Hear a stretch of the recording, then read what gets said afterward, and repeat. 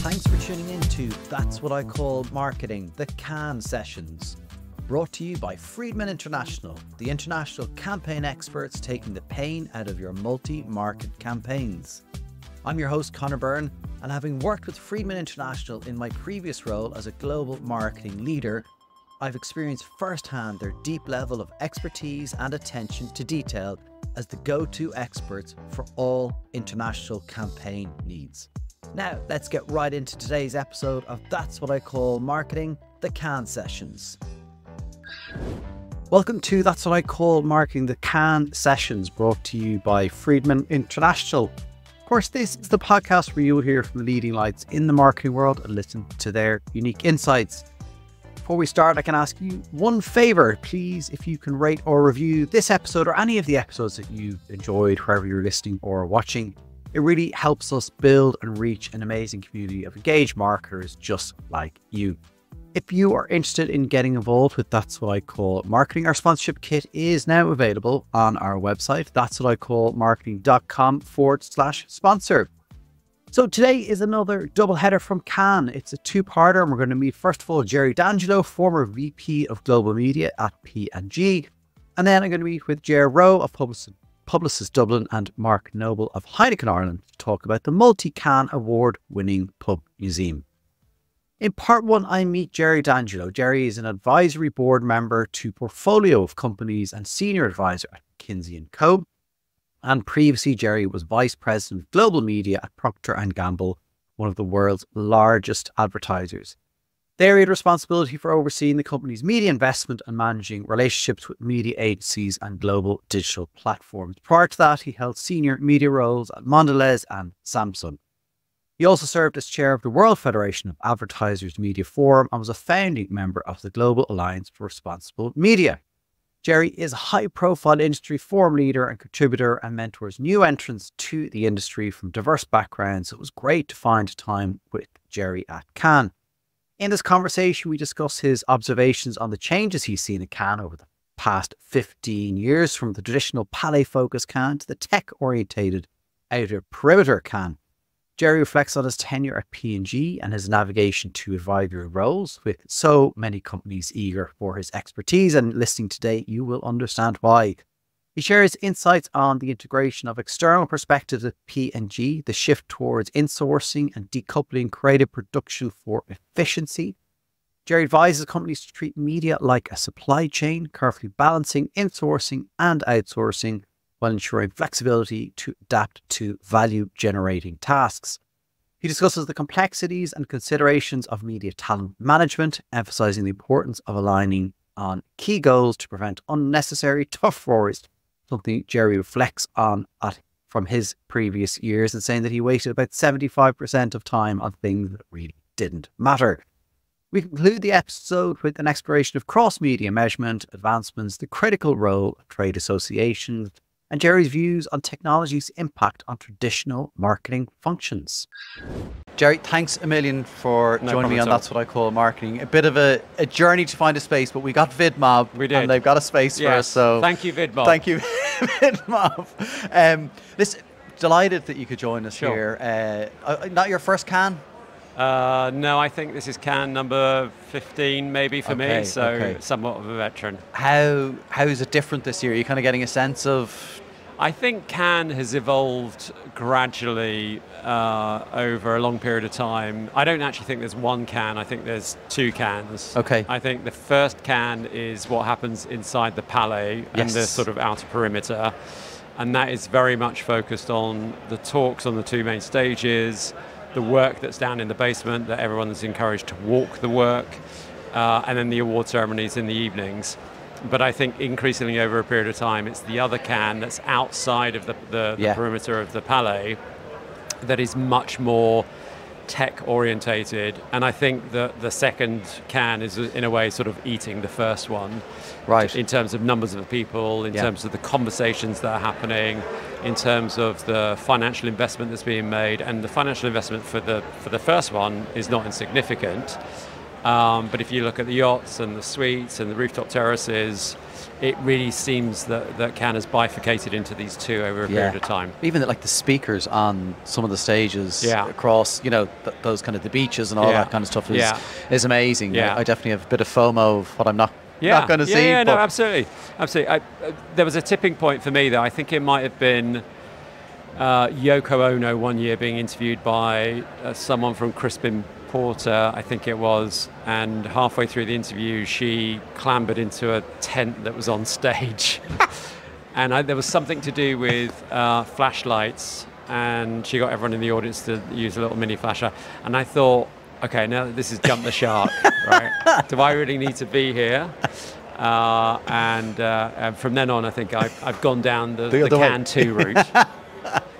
Oh, it's going to be... Well, listen, you're well known for your time at P&G, and is it a year since you... Yeah, I retired at the end of June 22, so it's coming up for a year, end of this month. How's that been? So, well, look, it's turned out much, much more positively than I could have expected. I knew that, in fact, when I interviewed for the job at P&G back in the summer of 16, I think it was, I remember being in one of the offices high up in the two towers in Cincinnati, and I said, one of the responses I gave to the interview questions was along the lines of, I want this to be my last job and then I want to retire, because once you've ended up working at a company of such scale and influence and you've got quite a senior role within that organization, it's hard to imagine going on to do something else. And so I thought that once I was able to retire, I would then look at a number of non-exec roles. And then I realized actually there's a fiduciary responsibility that comes with that.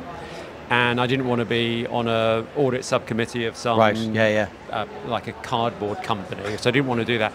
And then I realized actually that there was a very rich vein of advisory work. And there were one or two companies that I was working with that I was very familiar with from my time at P&G, but actually subsequent to me announcing my retirement, there were lots and lots of people that reached out to me either directly through email or text or on LinkedIn. And then I went through a sort of filtering process, and if I was able to put a big tick next to people and product, could I make a meaningful contribution to those companies? Would I be happy to be lending them some of my personal equity? Are they making the world a net better place? And if the answer to that was yes, then I was very happy to kind of lend them some help. And lots of experience that you have. I mean, P&G was a bit of a beast, I'm going to say. I mean, that is a huge organization overseeing global media. When you went in, what were the things you kind of observed and saw, and kind of the challenges or opportunities? So I didn't realize this at the time, but afterwards I realized that there was clearly an imperative, maybe a short-lived imperative, but definitely an imperative around sort of 2014-15 to hire from the outside, and that was very, very unusual for P&G. Normally P&G recruits straight out of university or grad school, or from people who've interned there, and people are encouraged up through the organization. Their development and career planning and succession management is very, very important within P&G. And I just was in the right place at the right time, and I was very lucky that at a point in time where, counter to some of the prevailing approach before, they were prepared to hire from the outside. So I came from the outside. And I think what they really wanted me to do was provide an external perspective. And so I looked at a lot of things, and as a company, hugely impressive as a company, like operational excellence that you just wouldn't believe unless you saw it up close. And they were very, very good at operating. But I think what was happening was that as an organization, particularly from a media perspective, they were on a particular trajectory. And I think I was able to make a contribution to maybe giving them some insight as to how the external ecosystem worked, how to get the best out of agencies, the evolving role of technology companies and big platforms, And so I think I was able to kind of just maybe shift that trajectory a lot, and then they're well on their way now to delivering in their normal operational excellence. Yeah, you start to bring some stuff in-house as well. Yeah, I can't talk about that in a huge amount of detail, right. But you're seeing now a growing trend across a number of very large companies, not just in media, but also in, for example, decoupling creative ideation and production, and maybe bring some of that production. I think Unilever have done that with I think it's called U-Hubs, I think it's called. So you're seeing that trend a lot, and I think a lot of companies that are doing that are realizing that actually media is a very complex supply chain. I think you saw it from the ANA programmatic report last year, where you saw the waterfall of monies, with like 38 cents on the dollar actually getting to the publisher. And take rates all along that. And so I think a lot of advertisers are thinking, well, along that supply chain, if value is being created or dissipated along that supply chain, to what degree can we look at things in a different way? And insourcing is one component of that. Right. So lots of companies now are looking at insourcing, particularly those sort of higher value strategic activities, like insights, strategic planning, channel choice, and to some degree activation of campaigns. So I don't think it can be said of P&G, but I think it's also applicable to many other companies who are doing a similar thing. Definitely, but it's a balance then as well for like using agencies as well. It wasn't all like we're taking all this in-house. You were using agencies as well. No, I think that I've been talking to lots of other advertisers since I retired, and they're asking themselves the same question. You know, should we in-house or should we continue to outsource to the agency? And I think the right thing to do is ask that question. Yeah. But I don't think it's the right thing to do a sort of massive binary, we're going to pull everything in-house. Like, there have been lots of instances where there have been false starts, like Vodafone in the UK, I think a number of years ago, brought all their digital media buying in-house, and then about a year later, they pushed it all back to the agency because they could do it. So it's not a small undertaking. You have to think about this really, really carefully, because you're moving money around in the P&L. You might be moving money from the marketing budget to the overheads budget. You might be increasing headcount.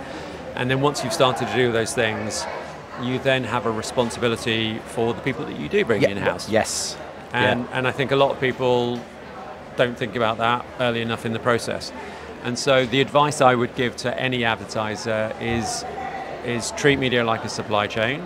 Look at where value is generated or lost, and then be really thoughtful about, is it something you can eliminate? Is it something you can automate? Is it something that you should in-house, or is it something that you should outsource to an agency? And the first two should be considered equally alongside in-housing and insourcing and outsourcing, because those two things, if you look at even very tactical things like supply path optimization, a lot of that is you're just eliminating lots of unnecessary hops in the supply chain. Yeah. So that's what I would say. I would say look at it end to end, look at it in sort of modular way, look at it from the lens of value, and then be flexible to make choices along that whole spectrum of automation, elimination, insourcing and outsourcing. And it's interesting you mentioned the people. Johnny Cahill, who's CMO of Heineken in the USA, he talked about that challenge of kind of in and out. He was like, I could bring in, so I can see the advantage of bringing people in for some programmatic things, but he said, I don't know what I would do with their careers. Yeah, no, that's a great point. I mean, I think that there are companies like P&G that are very strong on managing people's careers, but even for companies like P&G, I think it's a challenge. Because by definition, a lot of media people have quite specialised expertise and work in very specialised functions. And so if you bring in someone that's a social media buyer, where do you move them? I mean, potentially you could move them to other media functions, you can move them to other geographies, but are they going to make a jump into general brand management? I'm not saying that they can't do that, but it's going to be hard. So I think you have to think very, very carefully about those choices, and just make sure that you're thinking both in the long term and also in the short term. And how did you think about, obviously P&G, massive global footprint. How do you then think about kind of that local and international balance and how you're getting that right? Because it's a challenge. Just from a media perspective, yeah. Well, and I would say this of all companies, every company that I've been at and everyone I've talked to, when I was at Mondelēz as an example, the whole global to local thing can become a bit of a tug of war. Yeah. And it can become quite demarcational and quite emotive.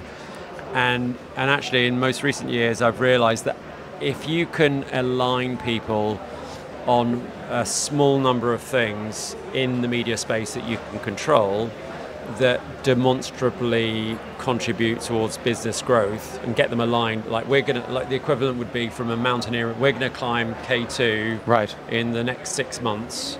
You could argue quite a lofty goal. Once you've got people aligned to that, then it's really easy to then, you define the what, then you can kind of be more relaxed about the how.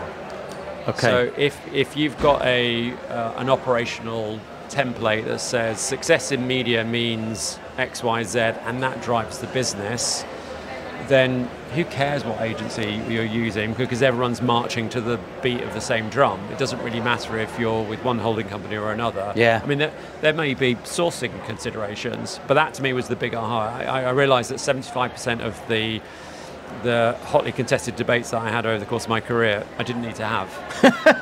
They were like, I spent a lot of emotional energy, and I'm thinking way back in my career when I was at Samsung or I was at Mondelēz, I realized I didn't need to get into those sort debates. Of turf wars. Yeah. Because, if you're aligning to a broader objective, then who cares really what agency? Unless, of course, the broader objective is something that's ingrained in an agency choice. I mean, it could be, that you might be working at a company that has a big efficiency play. Yeah. And so therefore consolidating suppliers is a way to get there. Not the only way to get there, but it is a way to get there. But that's one of my big takeaways. It's fascinating, but it's with hindsight or experience that you get to that point of going, I waste a lot of time and energy, but a lot of people do waste time and energy on it because they're actually saying, oh no, but we're central, therefore we have to put our stamp on, and that doesn't work. No, it works for a short period of time, or it works in a limited number of cases. The sort of command and control function, unless you're in a really hierarchical type of company. And when I worked at Samsung, that was a very hierarchical company. But even then, I think that at the time they moved into a single agency. I think they moved into Publicis when I was working there back in, whenever it was, 2006 to 2009. They moved into a single agency, and they had a number of sort of high-level imperatives. But that was a cultural thing. Yes. It was a Korean societal and business culture approach. It's still rankled with lots of people in lots of different markets, but I think that's very much the exception. It is interesting, but it comes with it. So people need to listen to Gerry, the experience you had. Yes. Don't waste 75% of your time on things that don't matter. Yes. Well, I'm hopeful now that a lot of that hard-won experience I can share with other people across the range of the portfolio of advisory clients that I have. Things would have changed. It's always changing. Things change rapidly all the time. But I guess in your time at P&G, but even in the last year, things have changed phenomenally. Technology is all over Cannes this year. How are you viewing kind of the advent of those tools? So I can look at it from two perspectives. The first one is I started in media before the first Gulf War. And so back then, media was I didn't think it at the time, but looking back now, it was very, very, very simple. You had a telephone, you had a computer. Yeah. Within a year or two, I think, you had a telephone, a calculator, and within a year or two, I think I had a computer. There was very, very little data. Well, there was almost no data used, I think, apart from cost data and a little bit of quality data, and there was virtually no technology that was used. So it was very, very simple and straightforward. And so if you fast forward to now, it feels like, and many large advertisers are saying this, it feels like they're weighed down by lots and lots of technology and data imperatives. You've got to use this, yes, you've got to do that, and there are lots and lots of companies. And so it does feel like a number of these big companies are sort of weighed down by all these different things, and they're like, oh my, how did I end up with all this stuff? And I appreciate that. By the same token, I am advising a number of different technology companies that are operating in the advertising space, and I can see the value that's being added. But I think the way to navigate between those two things is to figure out what are the jobs to be done, right? I love that phrase. I need to have I need to serve an ad into perspective. Okay, you need an ad server. I want to buy on an auction basis. I want to buy in the open web. Okay, you need a DSP. I want to have access to greater inventory, or I want to have access to data. So if you can answer those questions very much with a very clear point of view that says this is the job that I'm doing, this is the need that I'm fulfilling, then it becomes much easier to say, do I need this thing or not? Yeah. And then evaluating the different, and where I think it gets very difficult for people on the advertiser side is there's just an explosion of different technology and data opportunities, and they can't even figure out if they need them, let alone be able to figure out which ones they need. And I've spoken to CMOs recently. I kind of went out to a group of CMOs that I've interviewed for the podcast and just asked them, what role technologies are playing in their day, right, every day. Yeah. And kind of the message that came back was the C-suite are asking us about technology. Yeah. They're coming to us, and they feel the onus is on the CMO to be providing answers to the technology question. Yeah. But they're completely overwhelmed. Yeah. They're completely baffled by everything that's going on. Yeah. One of them said, all the emails I get saying this is the solution you need, I can't even read them. Yeah. So it's such an interesting and challenging dynamic for CMOs where they're being asked to own it. They feel like they should own it, but they can't. They don't have the capacity to own it. Any advice? Well, to CMOs in particular, well, I would say don't feel that you need to become a CIO or a CTO overnight, because those are very different roles. I would stay true and keep faith in your core marketing disciplines, especially if those marketing disciplines in the past have been used to drive business results. And I think it's very tempting to almost like be bedazzled by the jazz hands of a new piece of technology, and actually you've got to keep your feet on the ground and say, okay, my business is in this position, and some things haven't changed. Household penetration is still a factor in driving business growth. Profitability is still a factor in driving business growth. Market share, market size, all of those things, all those underlying things haven't changed in terms of determining the success of your business from a revenue and profit perspective. But the tools on how you deliver some of those things may have done. Yeah. But I think that the layer in between is, and I'll give you a good example, if a brand wants to maintain and grow household penetration, then the number of people you reach is going to be a fairly important metric and goal and objective for your teams. Quite how you deliver on that in a world of fragmented media and the virtual impossibility of measurement, cross-media measurement, although there are some strides being made in that area now, you just have to almost in a way stick to your guns and say, okay, what am I doing? I'm still trying to get reach. I might be trying to deliver it in an effective way.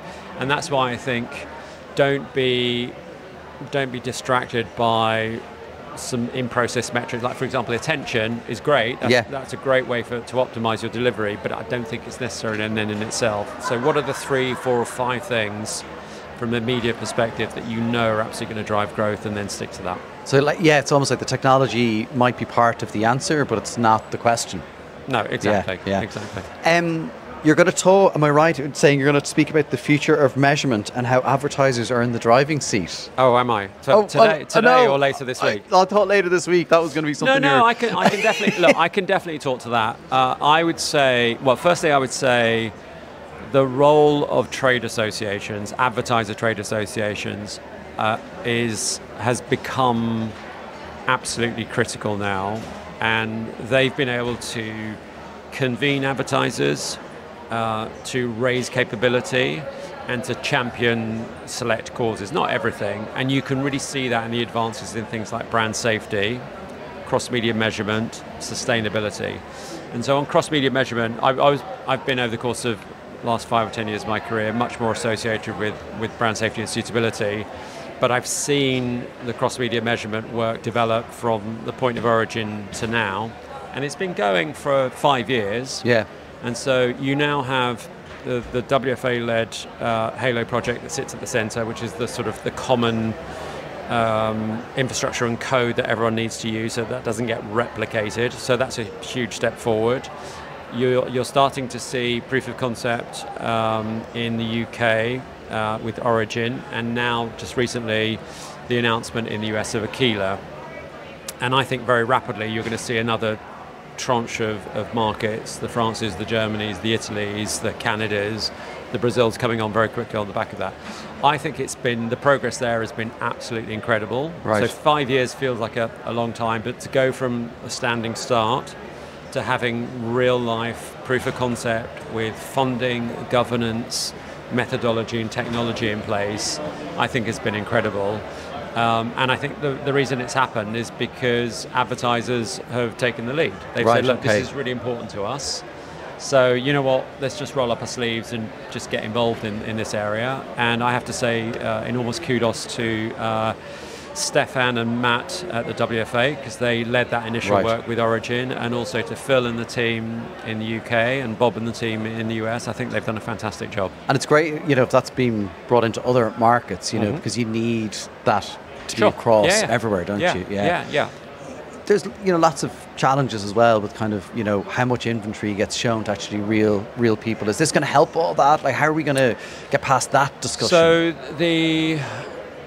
as that work was progressing and in various working groups, I did hear some feedback which was, can we measure this, and can we measure a couple of other things? And they were really disciplined, and they said, all we're going to be doing, we're not creating a new currency to compete with the local JIC currencies in each market. We are producing something that is going to be doing post-campaign reporting of reach and frequency, and that data will then help for forward-looking planning.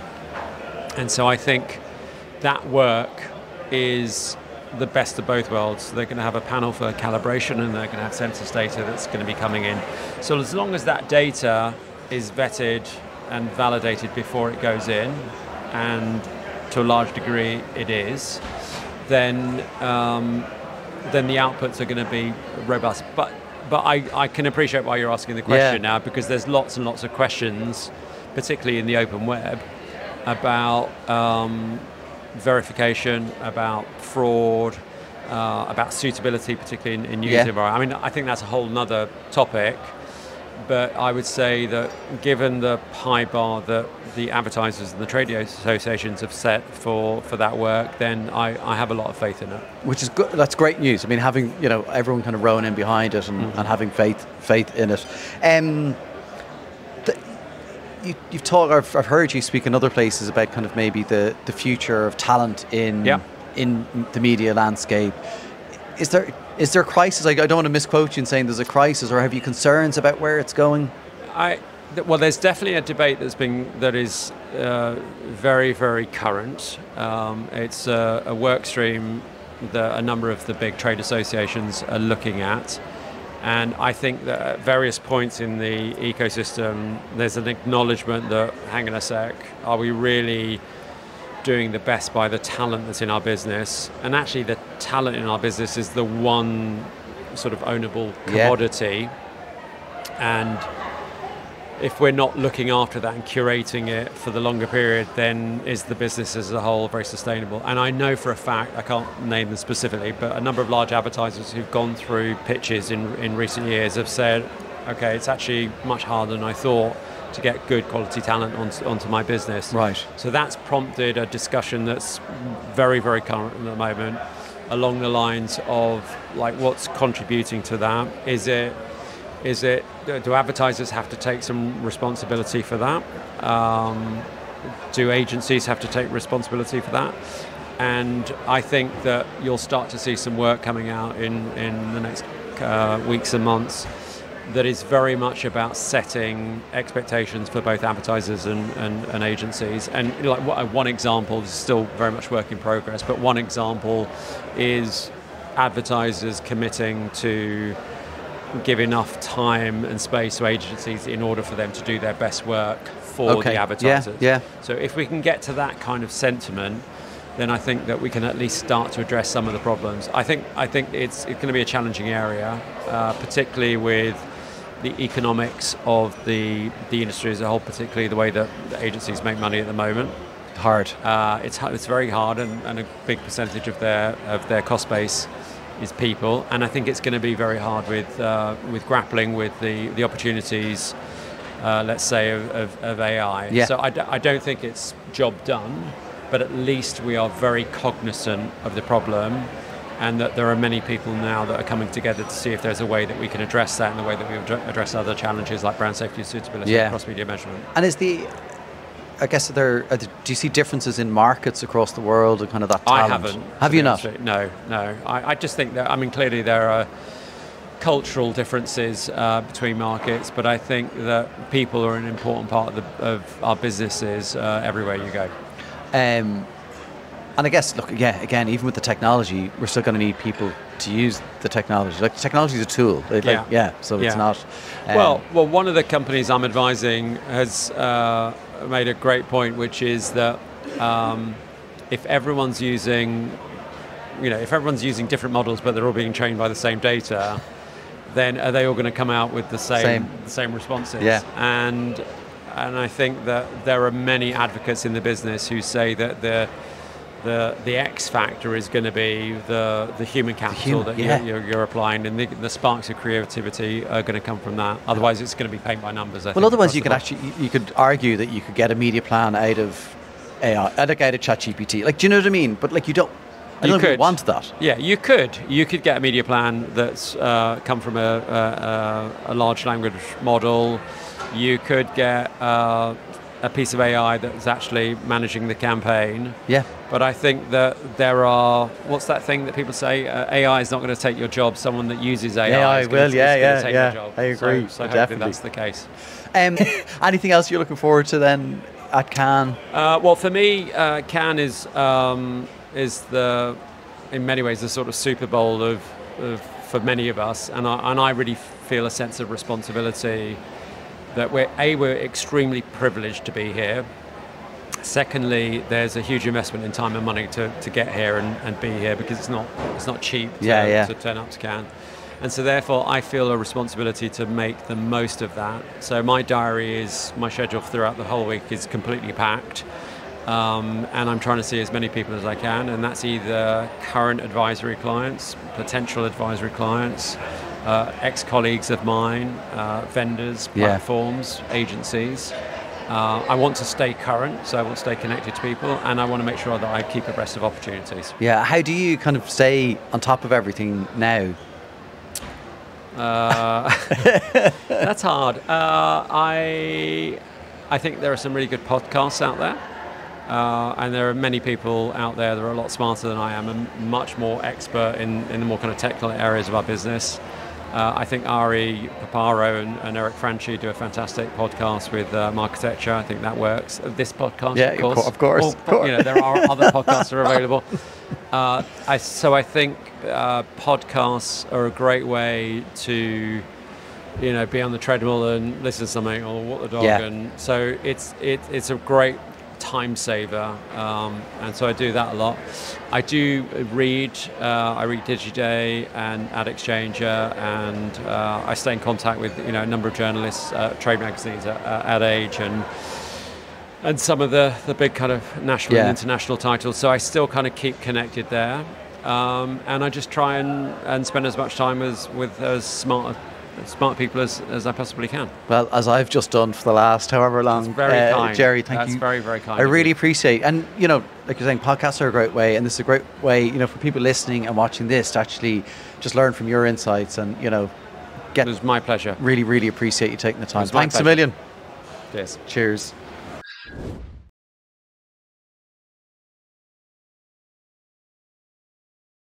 Well, on to the second part of today's episode, and this is being recorded post-Cannes. When we were over at Cannes, we tried to catch up and record this segment, but it just wasn't possible, mostly because the guys at Heineken Ireland were busy picking up far too many awards. And that is what we're going to talk about today. I'm catching up with Mark Noble from Heineken Ireland and Peter Dobbyn from Publicis Dublin to talk about the multi-award winning Pub Museum. It was one of the highest awarded campaigns at Cannes Line and set a new Irish record for winning the most Cannes Lines for a single campaign. It won 4 gold and 4 silver at Cannes 2024. So in this segment, we're going to chat to Mark and Pete about kind of the background to the campaign, the business challenge they were trying to overcome, how the agency set about kind of creating the campaign, where the shared ambition and the first conversation came about in relation to Cannes. And I think you'd be surprised where that came into the conversation. We talk a lot about relationships and the important relationships of agency and client and how they are built over time. And you'll hear and you'll kind of see in this segment as well, and kind of the conversation and the interaction between Pete and Mark, how that relationship has been built over an extended period of time, and the importance of that. We are far too transactional sometimes. We also will just catch up on kind of how you can think about that shared ambition and how great creative work can lead to great commercial outcomes. And trust me, Heineken Ireland care about commercial outcomes. So enjoy this segment with award-winning, I'll say it again, multiple award-winning Heineken Ireland, Publicis Dublin, Mark Noble and Peter Dobbyn. Mark, Peter, thanks a million for joining me on That's What I Call Marketing. We are no longer at Cannes. It's a distant memory, but you have a truckload of awards that you brought back with you.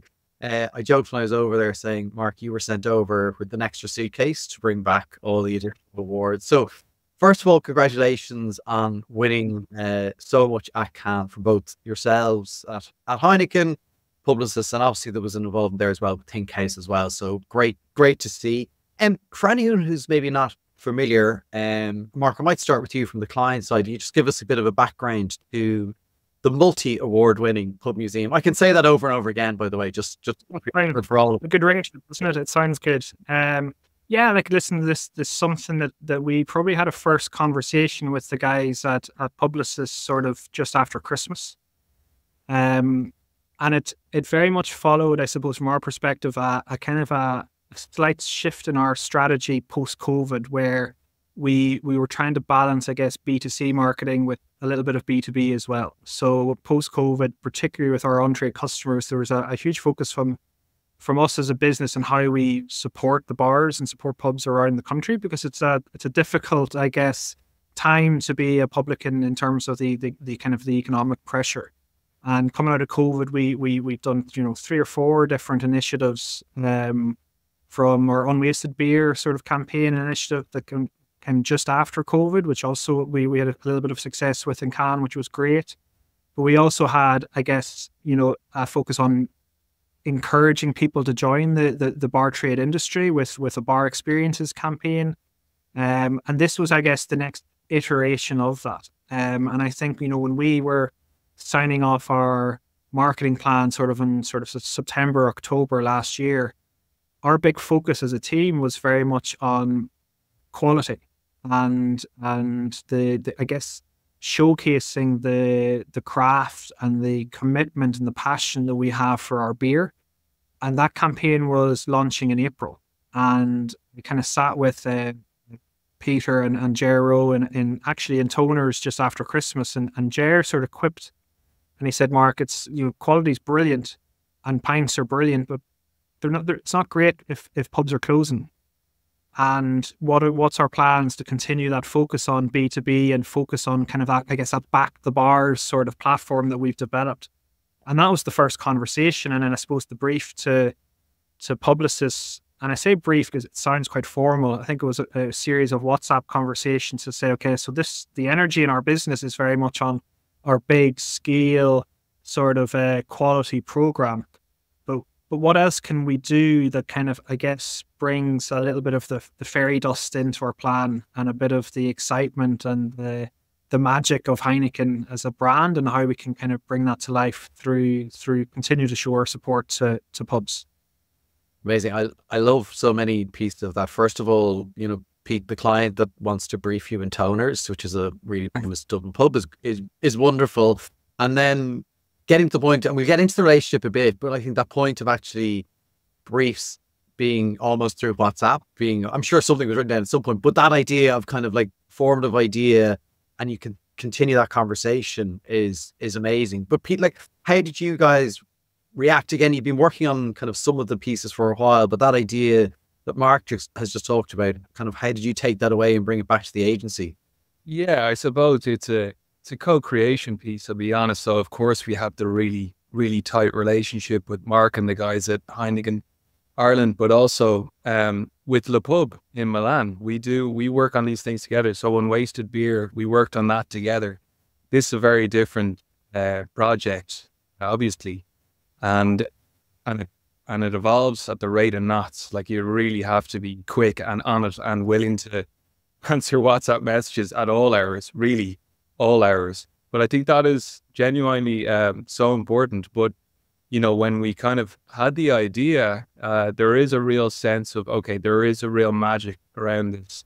You know, Heineken is all about sociability, you know, and protecting that sociability, and any barriers that are standing in the way of that, removing them. So this just felt like, when we landed, just such an amazing fit for the brand. It's something the brand just needs to do.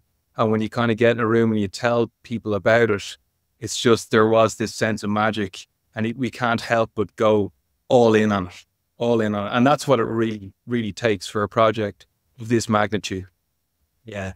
For anyone who hasn't yet seen it, just briefly explain the idea, that like how it came to life. Do you want me to take it, Mark? Yeah. So I suppose the landscape is, you know, that bars need support, obviously. So obviously there are bars that are closing, older bars that have served their communities for generations, and these bars are places that people will go to share stories. And there is so much. I mean, Mark always says, if these walls could talk, you know, the Irish bar is just, it's a cultural institution. So when you kind of read about, you know, the bars under threat, and the fact that these bars have been around for so long, and on the other side, there are other historic institutions, museums, that are actually protected in many different ways in the forms of benefits and grants and everything. But what if we were to reframe it? You know, look around these bars. When you walk into Toners, and, you know, you talk to Mick Quinn about the different aspects, whether it's a painting or whether it's snug, where Oliver's saying Gogarty would have sat and had his, you know, only drink. I think that's what Mick Quinn would probably pick me up on that. You're completely wrong, Peter, is what he'd say. He's the curator. He knows a lot more than me. But when you go into these places, it does feel like there's so much history there. So then it was a case of, right, well, what if we could turn these pubs into museums? What if we could use AR technology to actually completely reframe it? And so we could actually share and impart all these stories that Mick would have brought us through when we go in, or that the guys in Sean's bar or Mother Max would have imparted to us. That was the kernel of it, that sort of insight. What if we were to reframe it in a way to protect these bars and keep them going for another couple hundred years and thousands of years, you know? And it's just, yeah, so that's kind of the essence of it.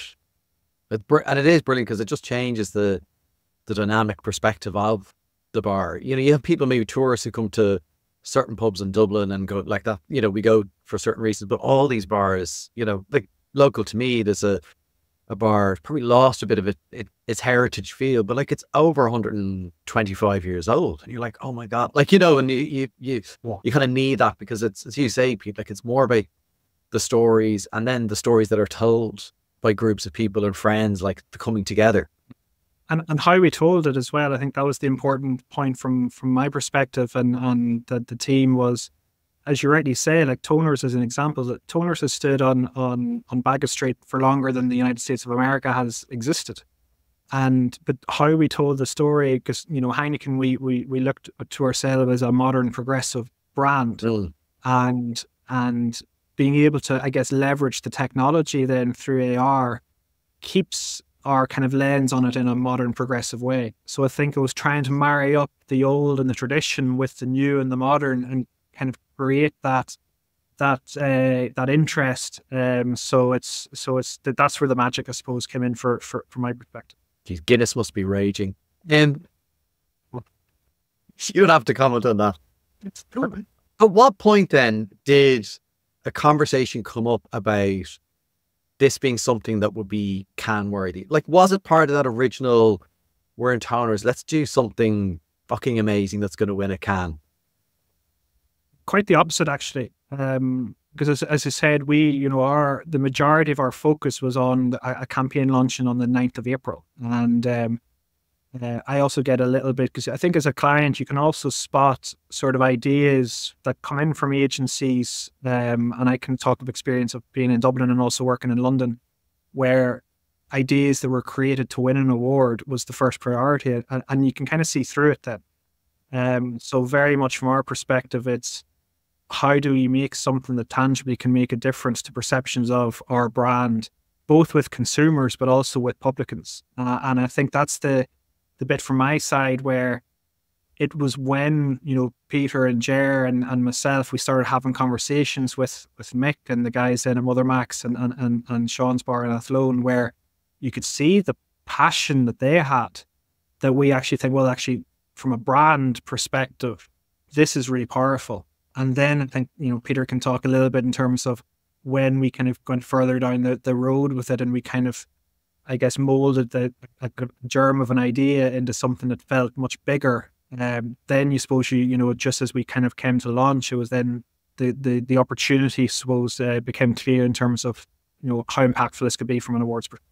Yeah, you kind of feel like, God, there's got to be easier ways to win a can. Because it's a lot of work, and it was 6 months. A lot of work. So I think I think if you kind of set out at the very beginning, we want to do can winning work, I think that's the wrong way to go about it. I think you want to start from let's solve a real business problem. Let's find a real true insight. Let's build up and do the most powerful idea.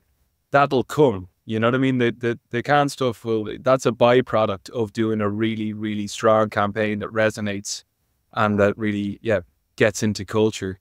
So it was only maybe later, in the sort of when we were actually working through. So as Mark was saying, we were going out and we were talking to the publicans, we were finding the stories, we were, typing them up, we were crafting the stories, we were sending them out. So the AOR is being built. So the wheels were already in motion. Myself and Ger, we kind of, we sit with the Publicis GPC, where basically you can sit amongst the CCOs from around the network, and you get to discuss what's the best piece of work and how can we improve. At that point, I remember going to Paris, and I was kind of shared the idea with them, and you could just kind of see, wow, the love for something like, because specifically this is starting here in Ireland, and there's just such a magic around the Irish pub. These are people from all over the world, from Brazil, from Asia, parts of Europe, and they're just like, God, the Irish pub, like if you could bottle that, it's, Mark often says it's often imitated, never replicated. Yeah. So there is this sort of, oh wow, there's just so much to this idea. And then at that point, obviously, that it's going to do well. But I think it's just, it's never the reason at the beginning. Do you know what I mean? It's a byproduct of just doing really strong work, I think.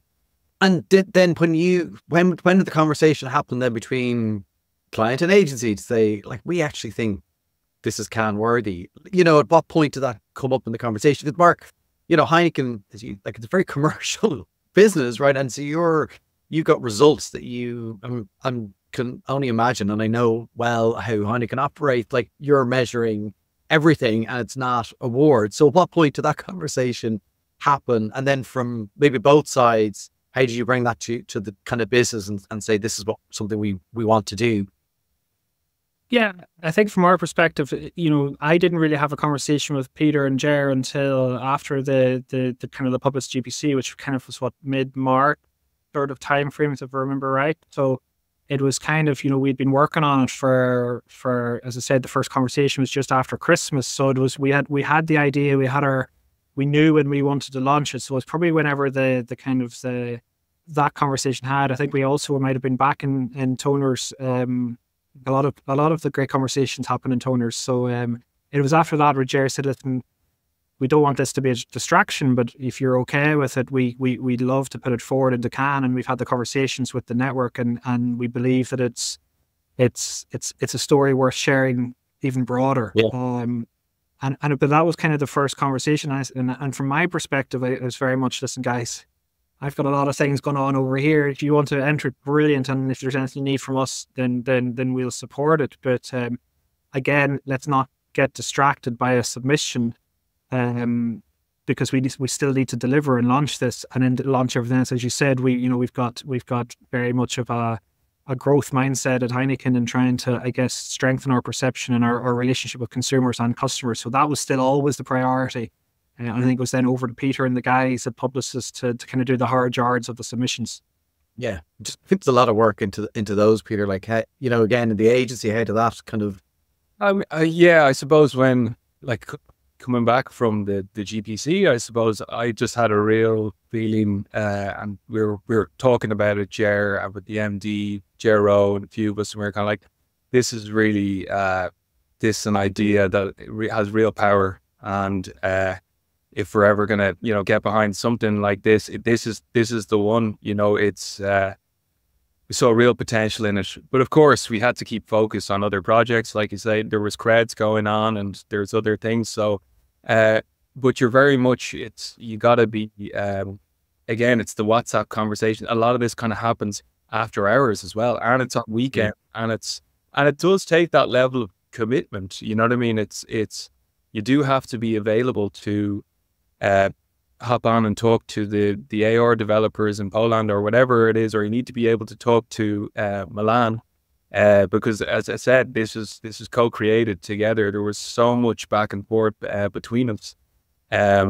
So yeah, it takes a lot of work, and you got to be willing to do that and keep up with it. Even today, those WhatsApp threads are still pinging with, we should do this, we should do that, So it's, because that relationship, I think getting that point in a relationship is really important, and it's not easy, and I'm sure even during this, there were moments where on both sides, and you don't have to answer this, you were ready to kill each other. What all that, it happens, and, we've been there. It's tough. It's not easy, but getting to that, it's that level of trust. Were there things along the way that happened, and not necessarily maybe on this campaign, but things that happened in the relationship that kind of changed the dynamic, that helped you build that level of, we're okay to be on WhatsApp on Friday night at 9 o'clock because we all care deeply about it? I think it's funny. My wife sometimes teases me to say I WhatsApp Gero more than I WhatsApp her, which I don't know if that's a good thing or a bad thing. But I think from my perspective, we've worked with Publicis Dublin for a long time now, and that trust is not something that you build up, from one campaign. It's kind of year in, year out of doing some work that works. Yeah. But was it all plain sailing? No. I think I'm a marketeer. There was a lot of leaping into the unknown on this project in particular, and a lot of I guess nervousness, because also we wanted to make sure, and I wanted to make sure, and the team from Heineken who worked on it, that this was back to that excitement of the publicans, that we were treating the publicans with the respect that they deserve in bringing this idea to life, that this couldn't be seen as a gimmick, and this couldn't be seen as something that was something that wasn't real. But to do that, then there needed to be a lot of trust in the experts. Peter kind of mentioned, the AR experts in Poland, the kind of the independent sort of heritage experts, the historians, the people around the project who contributed. You had to take that leap of faith, because frankly, I'm not that expert. My team's not expert. Peter's not that expert all the time. Ger's definitely not that expert. But it was having the confidence that we had the right people on it. I think that was key, but it wasn't, you know, it wasn't an easy thing. As Peter said, there was a hell of a lot of work to get there, and a hell of a lot of messages late into the evenings, and even understanding and playing with the technology. That was probably the biggest nervousness, you know, when you go into an outlet and you go into a pub and you've made this commitment to an independent family-run business, which a lot of these publicans are, that you're going to do this thing in their establishment. The nervousness when if you know, and there is teething problems with technology all the time, you know, that's when it probably got a little bit tense, Peter. Yeah. I suppose to that point, the trust is everything, I suppose, really. And it's like the uncertainty, there was a lot of uncertainty along the way, but it is a case of you're all just kind of looking at each other. Like from the beginning, we kind of said, we're all in this together. We all want this to work. But in that sort of, you know, when you're slightly out of your breath, David Bowie has a lovely quote about it, but that's where the magic can happen, where we're kind of like, none of us have ever attempted to turn a pub into a museum. There are so many unknowns, but that's a good idea. Yeah, but that's where the magic is. So yeah, there were moments with the tech in particular, where you're going around first day, you're like, is it going to work? Is it going to work? It does work, but you're putting trust in other people, and that's what they, you know, Mark and the guys are putting trust in us and Le Pub and with Heineken Global as well. We're all trusting each other, and it's a case of, it takes an army, as I said, to make an idea like this work. And there's one thing having the idea, there's the other thing implementing it. Yeah. The worst thing about pitches, isn't it? You've all when you win, you go and do it. Horrible part. But it's amazing, and it's like, cause getting to the point of actually like caring enough about each other. You know, yes, trust, it's respect, but it's caring. You know, it's a wonderful place to get to in a relationship, and it allows you then, as you both have said, this is all very commercial, like it's business, it has to drive results, and that actually, I love that when you're talking about the distraction. This couldn't be a distraction. It was never a distraction. It ended up being something that was at the other side almost. Kind of, there's something really powerful in this. Then, you know, do we put it in for Cannes? And then obviously you did put it in for Cannes, and it won. I'll say it again, a truckload out there. And I'd love to hear about kind of the impact that has had back in the business for both of you. Like, you know, when you were, Mark, texting, you know, Fiona or Sharon and going, we've just won again. Yeah. You know, what was the reaction in the business? I think before maybe I answer that, Conor, I think as well, just back to your point about caring, Heineken, we have a kind of a phrase, like it's, our mindset is daring and caring. And I think this project is a perfect encapsulation of both of those, I guess, behaviors and philosophies as a business. And I think that's really important, because as Peter said, it's not something we'd ever done before. And we needed that trust and that care that we put in the people. I mean, you know, I'm lucky enough to be in a WhatsApp group with Sharon and Fiona and our commercial director Jason, and we have multiple conversations any given week about different things that we're seeing in the market or seeing in the performance of the brand.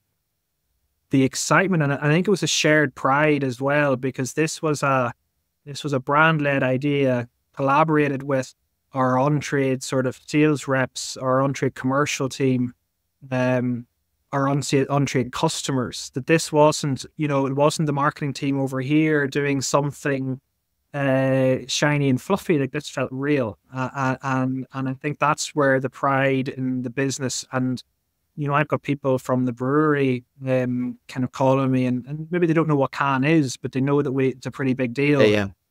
And this is brilliant, because this is something that makes you feel proud to work for Heineken. And you can see it as well then when you speak to, you know, consumers, otherwise known as people, you see them, you know, you can see the smile on people's face whenever you tell them this idea, and then to kind of cap it off with a few bits of shiny metal, it just makes all the hard work and the perseverance through it, and for people in my team, like, you know, Rachel Crawley, who worked on this tirelessly as well. She was a representative of Ireland in the Young Lions in Cannes in 2017. Oh, wow. And she described this as it's almost full circle. Yeah. And the pride that I can see and the effort that she put into this as well was incredible. So I think it's just a sense of pride, and particularly then from us, we're very proud of Heineken in Ireland, but Heineken globally, I think the pride that the Nabil Nassar, who's the global head of Heineken in Amsterdam, obviously was in Cannes with us, and for us to be able to say as a small rock on the edge of Europe that we were the biggest contributor to Heineken's global success as Cannes, that's pretty special. Yeah.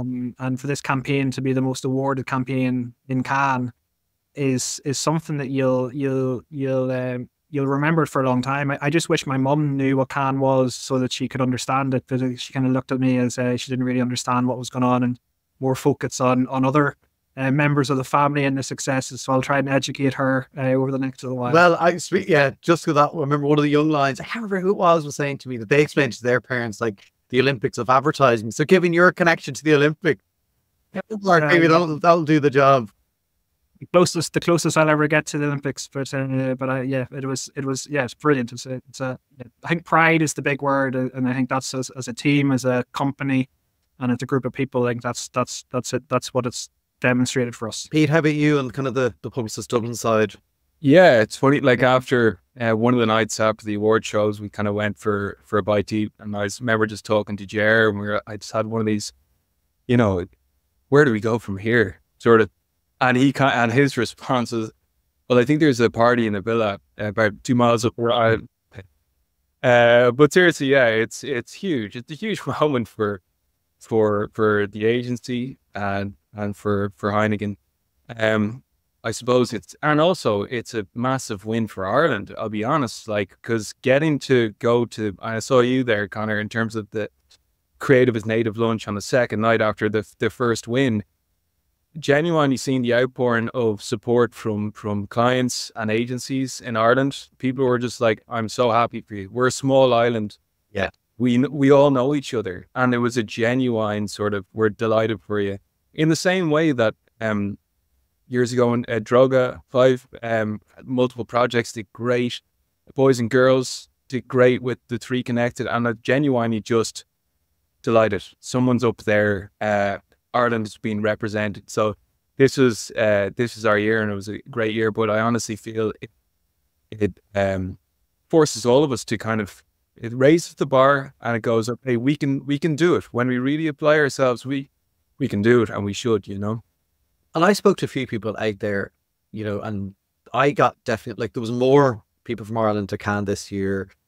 I definitely felt that everyone was thrilled. And being honest with you, I worked in agencies a long time ago, and that was not the sentiment. People were just ready to stab each other in the back. And so I love that shift, and I feel it's more genuine. I think genuinely people are like, we're happy for people who are doing good work because it's raising the bar. And, if we want to be seen as a place where people can get and do amazing creative work that's going to have business impact, I think we need this, and we need more and more agencies. And some of the ones I spoke to out there were like, yeah, we want to be here next year. And it's not for the sake of being there.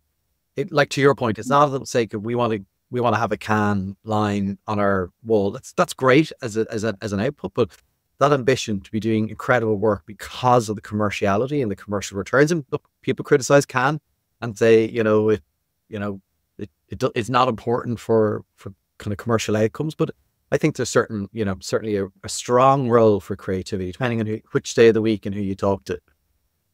Totally. Yeah. I mean, the data is there to show the direct correlation between a great creative and, business results. So it's like, it is there. It is like I was talking to one of the guys before, Pedro was on the team. It is a bit of a fashion show, of course. You know what I mean? Really? There are Cannes projects, of course, and it's not, but I think it forces you to raise your game in even those ones that aren't the big meaty projects. It forces you to lift the standard across the board, which is great, because it should be. I mean, obviously there are the bigger projects, but you want to try and just raise it, across all of your clients, and aspire for great work. Well, listen, thanks a million. We didn't get to do this out in the sun on a beach with the ice cold Heineken in our hands, but it's been great to catch next year. Yeah, next year. Yeah, I'll be on the opposite. Thanks so much for taking the time out. I appreciate it. Congratulations, like honestly, massive congratulations to everybody involved. And it is great. It is great for this island. Like, you know, we should be punching above our weight. We do it in so many other areas of creativity, you know, and I keep saying that. I talked to Karen Martin about this as well. And this is kind of maybe kind of a jumping off point, standing on the shoulders of giants. So let's see, we can do more next year. So congratulations and thanks a million for joining me. Thanks. Appreciate it. Well, I hope you enjoyed that segment with Mark and Peter. And again, as I said at the start, you can kind of hear and see how their relationship has developed over time and how they interact with each other. We're talking here about kind of the WhatsApp brief. You know, that takes time to get to. I don't believe there wasn't something written down at some point. There obviously was, but it's those conversations. It's sitting in the pub. It's sitting over the coffee. The very first episode of That's What I Call Marketing was with John Goldstone, and he talked about the exact same relationship with Lucky Generals when he was at Hovus and creating Go On Lad, the incredible piece of work that transformed that business. But it was a conversation. It was the curiosity, the insight that came from those conversations. I love as well in this piece how they talked about can not being a distraction. So even when the conversation about, you know, can-worthy work came up, they were also focused on this being great work for commercial outcomes for the right reasons. You know, creativity for the sake of creativity is it's art, right? And in our business, we need to drive revenue, we need to drive sales, we need to have commercial outcomes. And you can tell from talking to Pete, who's the creative director, he cares about that as much as Mark does because he knows that impact in the business is really important. And look, it goes to show that, you know, it doesn't matter where you're listening to this from, what brand you're in, what market you're in, you know, having an ambition to win an award at Cannes is possible, but it comes from the great brief, the insight, the commercial outcomes. And so I hope people listening to this feel inspired by the relationship that Mark and Pete and the two organizations have built over time, inspired to think about creating award-winning work. And look, I'm Irish. I love the industry here, and I love the fact that people I spoke to at Cannes have that ambition. And I think that is something that we need more and more. We need to stop being apologetic for how we think about our work, stop being apologetic for the fact that we can do amazing work and show it off in the world and be proud. And, you know, if people are going to knock us down, let them knock us down, but let's be really proud of the incredible work that we can do in this country. And it takes both clients and agencies to want to get to that. Rant over. So thank you so much for joining me on this episode of That's What I Call Marketing. We are back next week with more from the Cannes sessions. Yes, we're coming back. So thanks a million for tuning in. For me, your host, Conor Byrne. Take care.